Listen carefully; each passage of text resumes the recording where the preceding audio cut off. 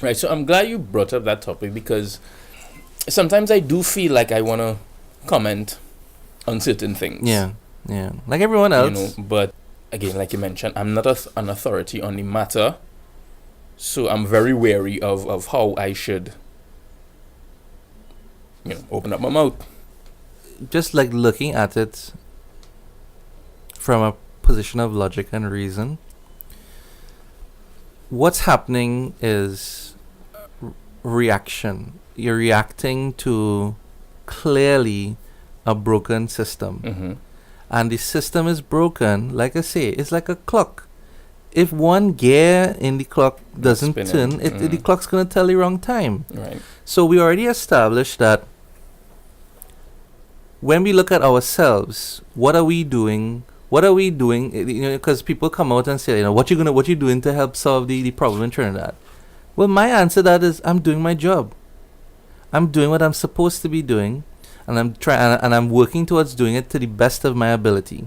Now, that is the core of your purpose in this particular conversation. What you can also do, because as I say, you're a person operating on a higher level of consciousness.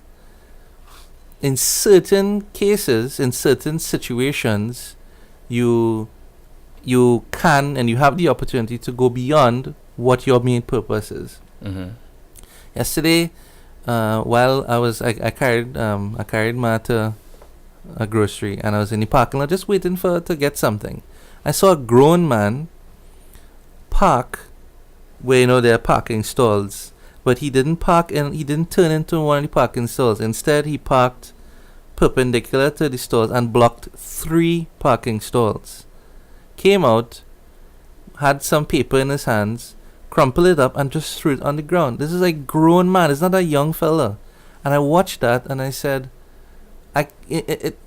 how is society going to fix itself when at this age where you could look at the person and check the bars of wisdom that should be there, and this person is doing the most basic degenerate thing. If it's a harsh word, but it's one of the on the lowest level of degenerate behavior by just littering like that. Mm-hmm.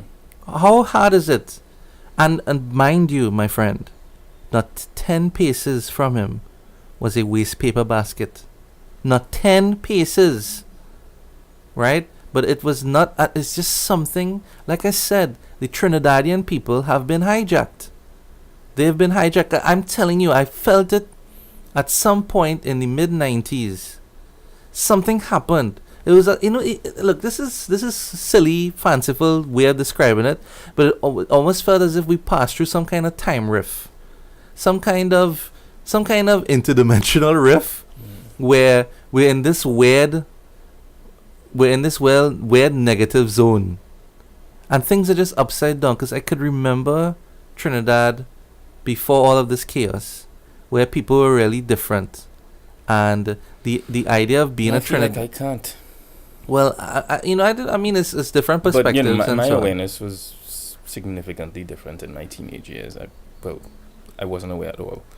What was happening? What was happening for you? No, I was just into the things that I was into and nothing else. Yeah. I didn't concern myself with the mentality of the people in my country and how it will affect us in years to come. I was just into rap and friends. Yeah. To anyone out there, especially in Trinidad and the Trinidadians around the world and so on, there is no doubt that something is wrong. A lot of things are in a chaotic state, but maybe we could try to emphasize a solution to fixing this thing totally. Just do your job. Okay. Do it to the best of your ability. What do you consider doing your job? What we're doing here, Dred, listen, we could have been wasting time. Mm-hmm. Just watching the days of 2017 go by, talking about why the government isn't giving us grants, for example. Why this person hasn't called, why we're not in this festival, this and that. We could sit down and gripe about all of that. We can. We have the right to do it. We have the freedom to do it. All the while, no money is being made. No development of self. I disagree with that. You mean talking about how Your development of self individually, you mean? Or? well, yeah, we talking about we're using this as the example. So yeah, okay, I'll talk about me. I'll speak for me. All right, but to me personally, Yeah. I got a lot of personal development in 2016.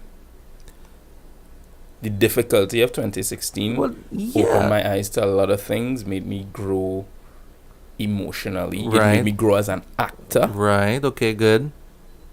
So, yeah, I can't agree with no personal development. No, but all right. Okay. Don't misunderstand me when I say I could choose to look at 2016 as, and that's why I started out saying I could choose to look at it as people have done wrong to me, or things didn't go my way because the universe didn't want it that way or whatever. But I'm saying I choose to hold myself accountable, right, for things that haven't happened. That which in itself is growth, I think. Yes, so I'm not saying that there wasn't personal development in 2016, but what I'm saying is, okay, so that happened. Now we're in 2017. I'm not gonna continue sitting down pondering all of that stuff. I'm now on this mission to do. Right. And obviously, I'm not gonna hit bullseye on everything I do, but the fact is that I'm going to put myself out there and see what happens. And not throwing blindly and see what sticks, but doing the work.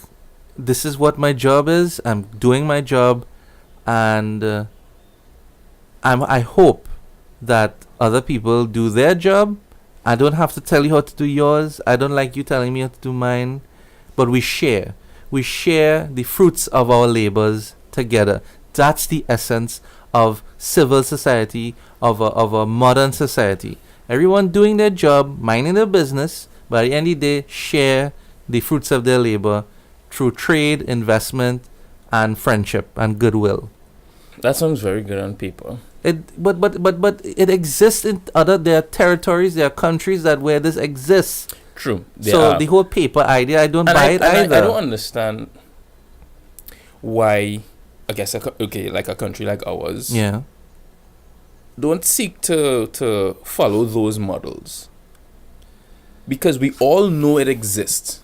And that leads me to think that, well, not think, I know for a fact that there are people that benefit from our culture, how it is, and they don't care for the culture to change. And those are the people who have the power to change the culture. The main problem, to be honest with you, the main problem stems from socialist practices in that a group construct is meant to depend on a sole provider, ergo the government or the state, and through that, the hive, the collective, looks to that one source to provide everything, including nourishment for actual existence.